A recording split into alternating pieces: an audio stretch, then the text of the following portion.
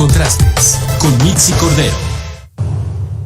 Vamos ahora a la parte de contrastes. Como cada día revisamos en este espacio los datos, las entrevistas y se las presentamos a nuestra invitada de esta tarde, que ya se lo adelantaba hace unos momentos, Abril Moreno. Ella es directora general de Energía a Debate. Gracias, Abril, por esos minutos con el auditorio de Mega Noticias.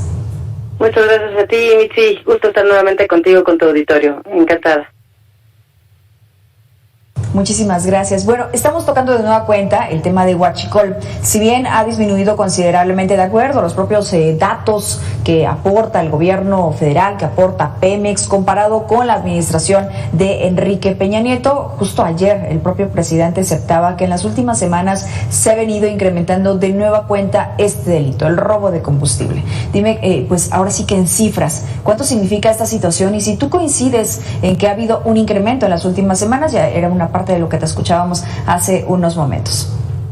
Sí, mira, obviamente el esfuerzo que hizo el presidente en el 2018 fue el año en donde hubo el mayor pico de Huachicol, fueron más de 14,000 tomas clandestinas.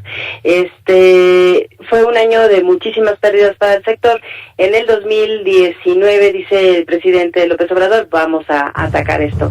Y lograron bajar aproximadamente un 2%, tampoco fue tan radical la caída, pero hubo un buen esfuerzo.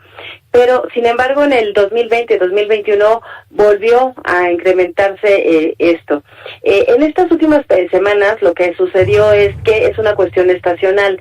Si bien hace un rato tú pusiste un comentario que dije que obviamente que la gente de Petróleos Mexicanos tiene que estar pues de alguna forma relacionada con el huachicoleo para saber en qué momento se abre la toma, también hay otra variable más, que significa que cuando en épocas estacionarias como en estas venía la Semana Santa, cuando viene diciembre, que es vacaciones y todo el mundo sale y viaja, cuando es la Semana Santa la gente también viaja, hay mayor consumo. Entonces son periodos estacionales en donde el huachicolero sabe perfectamente que va a haber y va a atravesar un mayor volumen de hidrocarburos en ese momento. Entonces por eso están más al pendiente y es por eso que es una de las variables o de las razones de por qué en este momento hubo un incremento pues más sustancial, porque pensamos que venimos de una recuperación de COVID, ¿no? Que de por sí ya en el 2020 ya aumentó bastante este huachicoleo, pero en este momento se incrementa tanto el transporte privado como el transporte público, ¿no? Los transportistas. Entonces, pues obviamente Pemex tiene que incrementar la presión o el volumen en sus ductos para poder, tener el suministro suficiente para estas temporadas, ¿no? Entonces, es una de las razones. Sí, de poder abastecer la demanda que existe y que bueno, pues entonces ellos aprovechan precisamente esto. Podríamos decirlo que incluso es de lógica. Y a ver, dime otra cosa, porque también estas personas que se dedican al robo de combustible alternan sus actividades con otras actividades ilícitas y que de alguna forma, pues esto también pues comienza a ser como algo muy, muy atractivo a pesar de lo peligroso que es. Sí, fíjate que justamente cuando el presidente hace este cierre, lo que hizo fue un cambio de los ductos en el 2018, 2019, cuando dice vamos a atacar al huachicol. Lo que hace es que cierra estos ductos para pues evitar obviamente que pase por ahí. Y entonces lo que incorpora son dos cosas. En los ductos que estaban, pues incorpora la Guardia Nacional y utiliza las pipas para transporte, ¿no? Pero aquí viene otro problema, el problema de que también las pipas, hay algunos, lo había comentado en otro programa, que habían algunos gasolineros que incluso no quieren meter, por ejemplo, a Guanajuato sus pipas porque saben que van a ser robadas, ¿no? Entonces, en ese momento, pues el presidente hace esta estrategia, cierra los ductos y el huachicol dice, bueno, ahora no nos vamos a quedar con las manos cruzadas, no solamente, bueno, vamos a robar, sí, las pipas, pero nos cierran el ducto, sobre todo el de Minatitlán, y lo que pasa es que se cambian a la parte de gas LP. Y por eso es que ahorita, hace un par de semanas, la Asociación de Gaseros de LP dicen, ha subido el robo en 1000% en gas LP, ¿no? Entonces, digamos que hay tres formas de robos ahorita en este momento de combustibles que son lo que son las gasolinas por los huachicoleros, lo que es el gas LP también en la parte de los ductos, y algo que comentaba Santiago Arroyo hace un rato, que es la parte del huachicoleo fiscal, que es decir, que cuando vienen las importaciones, ellos declaran que no es gasolina, porque ahí tendrían que pagar IEPS y otros impuestos, y declaran que, por ejemplo, son lubricantes, y entonces así los meten. Entonces son las tres formas ahorita que inciden en el robo de combustibles, y que obviamente tienen una afectación a las finanzas públicas y a Pemex, ¿no? Sí, exacto. A ver, dice el presidente, en la administración de Enrique Peña Nieto se robaban más de 80,000 barriles de petróleo, de gasolina, y ahora pues la cantidad es mucho menor, pero en cifras, ¿cuánto significa la pérdida para Petróleos Mexicanos? Mira, no es tampoco mucho menor, o sea, eso sí hay que aclarar. El periodo de Enrique Peña Nieto inició más o menos, no tenía tanto problema. Empezó a incrementarse el problema del robo de combustibles más o menos en el 2017. De hecho, yo no sé si recuerdas que hubo un problema en Puebla, en donde el gobierno atacó directamente y hubo pues una batalla campal con varios muertos. De ahí se redujo, pero en el 2018 fue justamente en el momento que se elevó, que llegamos a 14,000 tomas clandestinas, ¿no? Entonces, al final, en el último año de Peña Nieto fueron aproximadamente 14,000, hoy estamos en 11,000, entonces sí es un porcentaje interesante, pero tampoco estamos hablando de 14,000 versus 5,000 tomas, ¿no? O sea, no estamos hablando de un 1,000% de disminución, o sea, sí han hecho un trabajo, pero no ha sido tan sustancial. En cuanto a las finanzas públicas, por ejemplo, más o menos estamos hablando de 2,464 millones de pesos, que es lo que ha golpeado las finanzas públicas actualmente entre el 2019 y el 2021. Con Peña Nieto se hablaba de más o menos 2,000 millones, ¿no?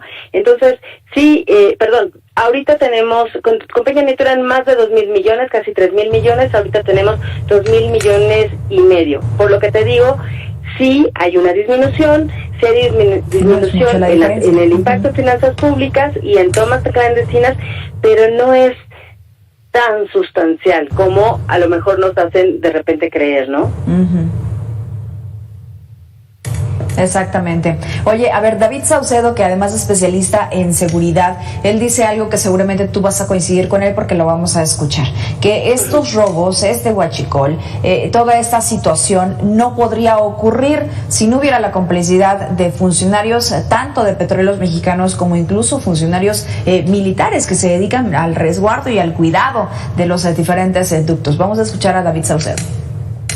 Se sabe que gran parte del huachicoleo era producto no de la perforación de ductos, sino del robo al interior de la propia refinería, es decir, en colusión con las autoridades dedicadas a la protección, los guardias de seguridad dedicadas a la protección de las instalaciones de Pemex, por un lado, y por el otro, de funcionarios e integrantes del Sindicato de Petróleos Mexicanos.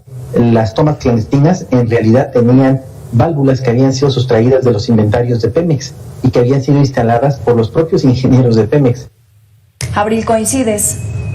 Sí, definitivamente mira, yo misma lo viví en Petróleos Mexicanos, cuando estuve ahí en algún momento, se sabía perfectamente que pues eran los mismos trabajadores los que estaban operando en favor de los huachicoleos, ¿no?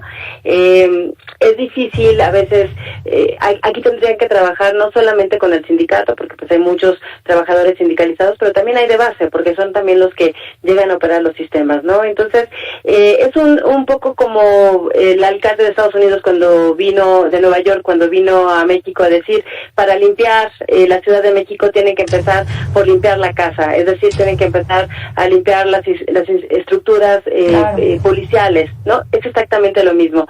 Para limpiar realmente la casa tienen que limpiar internamente la parte de la operación de la empresa, ¿no? Y quizás seguramente debe haber también algunos otros funcionarios de más alto rango.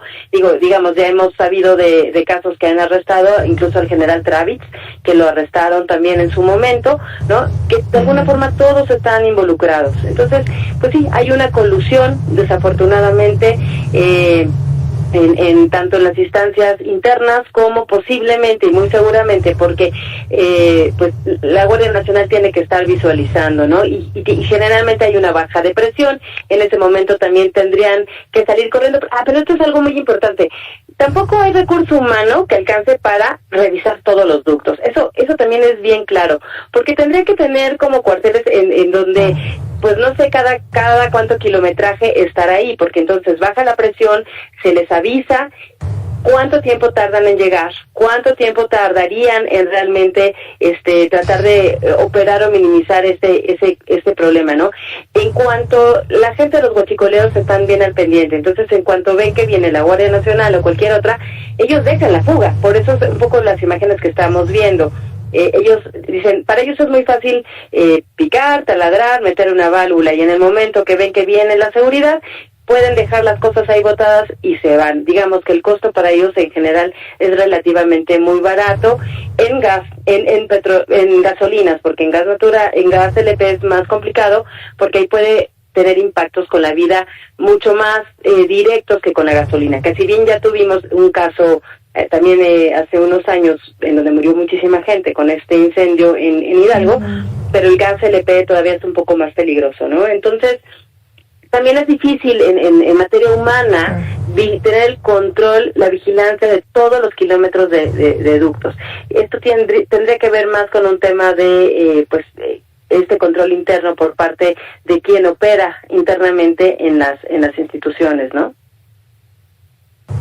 En Pemex, precisamente. Oye, principalmente. Justamente de este asunto, ¿no? De por qué no ha podido ser debidamente combatido, ya tú nos das, digamos, este contexto de también es muy complicado, ¿no? Porque se necesitaría, vamos, no un ejército, sino tal vez un mundo de personas para poder hacerlo. Pero, a ver, en entrevista también con Mega Noticias, que también la vamos a escuchar, a Miriam Grustein, que es consultora de Brilliant Energy, ella dice que, pues claro, no se va a poder tampoco erradicar esta situación, o por lo menos contener, si también no tenemos un sistema de procuración de justicia adecuado, que me parece que esto no solamente implica el tema del huachicol o el tema de robo de combustible e hidrocarburos, sino pues abarca básicamente todo lo que pasa en nuestro país. Si me permites, vamos a escucharla. Claro. No vamos a ninguna parte precisamente porque no hay estrategia. El robo de combustibles es un delito que involucra a funcionarios de Pemex, como lo hemos visto, como la delincuencia organizada. Una estrategia seria que impediría el robo de los combustibles tendría que tener un elemento no únicamente de procuración de justicia, ya sea a través de agencias investigadoras, Fuerzas Armadas, Policía Federal, pero también de inteligencia financiera. Ahora en marzo precisamente se reportó una alza muy fuerte en el robo de combustibles, precisamente por el inicio de la guerra entre Rusia y Ucrania. Dime una cosa, Abril, ¿tú lo calificarías como un huachicol institucional? ¿Me repites la pregunta, perdón? Sí, ¿tú lo calificarías como un huachicol institucional? Qué fuerte pregunta. Pues podría ser, finalmente si no está involucrado el personal interno, pues sería más complicado que se llevara a cabo. Pero algo que también comentó Miriam, que es muy importante, fíjate, en el 2019 cuando el presidente dijo vamos a erradicar el huachicol, habían alrededor de 9,000 arrestos. Entonces, la cuestión es que el gobierno no ha logrado mantener tampoco el número de arrestos. Ahorita, si bien nos va el año pasado fueron como más o menos 4,000. De 9,000 a 4,000. Entonces, es decir que el gobierno ya no ha terminado de hacer este esfuerzo suficiente. No sé si es porque por motivo de los acuerdos con Joe Biden o con Trump, que han tenido que mover a a la Guardia Nacional a las fronteras. No sé si eso tiene que ver, es muy posible, pero bueno, ha habido menos detenciones. Y otra cosa que es bien importante es que de 10 casos que llegan, solamente llegan a juicio ya a procesarse 3 aproximadamente, si bien nos va. Entonces, como no hay cuestiones tampoco, no hay procesos de sanciones que lleguen a una condena, entonces esto pues complica más, porque para ellos es muy fácil, bueno, me meten hoy a la cárcel pero mañana salgo, ¿no? Y lo que tendrán que pagar por mí pues a lo mejor es un pequeño dinero en comparación de lo que yo puedo ganar por esta parte, ¿no? Entonces pues el Triángulo Rojo en Puebla, en la parte de Hidalgo, pues sigue fortaleciéndose. Y tenemos otra variable, el presidente lo decía desde el principio, ¿no? El tema de pues la pobreza. Hoy tenemos problemas económicos muy fuertes, inflacionarios. Entonces, bueno, la gente, y yo no sé también si, más allá de institucional, también si es una cuestión idiosincrática de verdad del mexicano, estas cuestiones de la corrupción y de la delincuencia. Entonces, esto digo, yo no es que no lo doy por sentado, sino lo pongo como en una consideración, porque es muy triste saber que de repente, como hubo hace poco un accidente, se estaba muriendo el chofer en la cabina y nadie lo atendió, todo el mundo fue al robo del tráiler, ¿no? Entonces, creo que es una cuestión también, desafortunadamente, creo yo que es una cuestión también cultural. Sí, qué lamentable, ¿no? Que veamos este tipo de escenas, o incluso lo que estábamos viendo en pantalla, lo ocurrido allá en Hidalgo. Se les decía a las personas, los elementos de la Guardia Nacional, del Ejército, les decían que se retiraran porque era peligroso, más allá de que era un delito, que era peligroso, y la gente no se quiso retirar. Estaba allí, pues, sustrayendo esto, pudiendo cachar lo que podían, y al final terminó siendo en una verdadera tragedia que no se nos tiene que olvidar a ninguno de nosotros. Lamentablemente ocurren este tipo de escenas, de alguna forma, yo te diría, Abril, también por la imprudencia de las mexicanas y de los mexicanos. ¿Qué faltaría por hacer? Bueno, yo creo que son muchas cosas. Lo primero, creo que sí tendría que cambiar esta estrategia, porque como decía Miriam, no hay una estrategia en realidad. Este tema de abrazos no balazos me parece que no es correcta. Me parece que realmente tenemos que tener una persecución a los delincuentes, que el sistema judicial tiene que funcionar porque no está funcionando. No podemos, de 10 casos que se procesen, que solamente pueden llegar, de 10 casos que entren, solamente se procesen 3 o menos de 3 casos. Tiene que haber mayores sanciones. Tenemos que, o sea, la gente tiene que saber o estar conscientes que si están cometiendo un delito o un crimen, realmente van a pagar por ese crimen y por ese delito, ¿no? Creo que esas son primeras 2 cosas que tendríamos que estar trabajando. La otra, como te dije, Giuliani se llama el alcalde exalcalde de Nueva York, que vino a hacer un diagnóstico a la Ciudad de México. Es un poquito lo mismo, hay que hacer un diagnóstico interno, pero realmente atreverse, porque también los sindicatos son cuestiones electorales y de votos, y por eso tampoco los tocan. O la gente de confianza, pues porque son los cuates o son los amigos. Entonces, realmente se tiene que hacer un diagnóstico del personal que trabaja en Petróleos Mexicanos e identificar quiénes son los que tienen las posibilidades y poner candados para poder avisar a otros terceros, ¿no? O sea, tiene que haber una estrategia más global, más integral, para que se pueda convertir a esto, ¿no? Y obviamente pues tiene que haber, yo creo que estas campañas, pero esto va a tardar más, son campañas de toma de conciencia de los ciudadanos y de educación, ¿no? El que les den un presupuesto para los ninis, o un presupuesto para los chavos, o para